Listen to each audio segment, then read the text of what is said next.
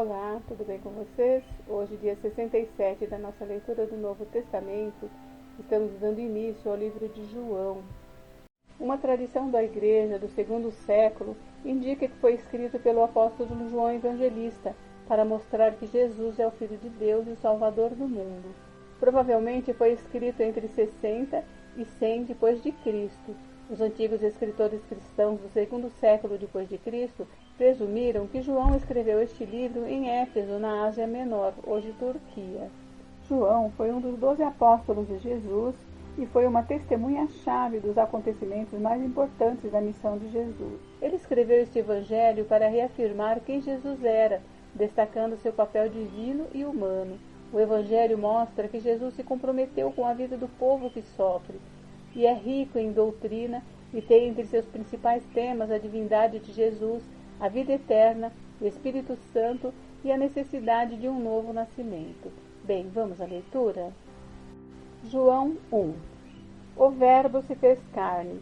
No princípio era o Verbo, e o Verbo estava com Deus, e o Verbo era Deus. Ele estava no princípio com Deus. Todas as coisas foram feitas por ele, e sem ele nada do que foi feito se fez. Nele estava a vida, e a vida era a luz dos homens. E a luz resplandece nas trevas, e as trevas não a compreenderam. Houve um homem enviado de Deus, cujo nome era João. Este veio para testemunho, para que testificasse da luz, para que todos crescem por ele. Não era ele a luz, mas veio para que testificasse da luz. Ali estava a luz verdadeira, que alumia a todo homem que vem ao mundo. Estava no mundo, e o mundo foi feito por ele, e o mundo não o conheceu. Veio para o que era seu, e os seus não o receberam. Mas todos quanto receberam, deu-lhes o poder de serem feitos filhos de Deus, aos que creem no seu nome, os quais não nasceram do sangue, nem da vontade da carne, nem da vontade do varão, mas de Deus.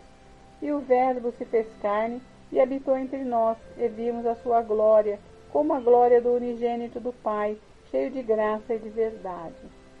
O testemunho de João Batista.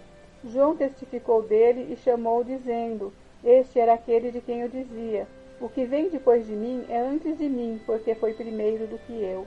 E todos nós recebemos também da sua plenitude, com graça sobre graça. Porque a lei foi dada por Moisés, a graça e a verdade vieram por Jesus Cristo. Deus nunca foi visto por alguém. O Filho unigênito que está no seio do Pai, este o fez conhecer. E este é o testemunho de João, quando os judeus mandaram de Jerusalém sacerdotes e levitas para que lhe perguntassem: Quem és tu? E confessou e não negou. Confessou: Eu não sou o Cristo. E perguntaram-lhe: Então quem és, pois? És tu Elias? E disse: Não sou. És tu o profeta? E respondeu: Não. Disseram-lhe, pois: Quem és, para que demos resposta àqueles que nos enviaram? Que dizes de ti mesmo? Disse: Eu sou a voz do que clama no deserto. Endireitai o caminho do Senhor, como disse o profeta Isaías. E os que tinham sido enviados eram dos fariseus. E perguntaram-lhe e disseram-lhe: Por que batizas, pois, se tu não és o Cristo, nem Elias, nem o profeta? João respondeu-lhes, dizendo: Eu batizo com água, mas no meio de vós está um a quem vós não conheceis. Este é aquele que vem após mim, que foi antes de mim, do qual eu não sou digno de desatar as correias das sandálias. Estas coisas aconteceram em Betânia, do outro lado do Jordão, onde João estava batizando. No dia seguinte, João viu a Jesus que vinha para ele e disse: Eis o Cordeiro de Deus que tira o pecado do mundo.